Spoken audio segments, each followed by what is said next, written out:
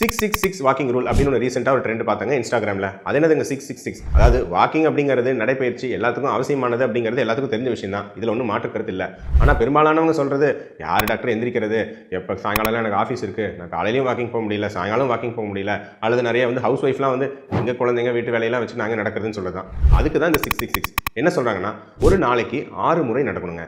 போங்கடா போய் வேலையில பாருங்கடா.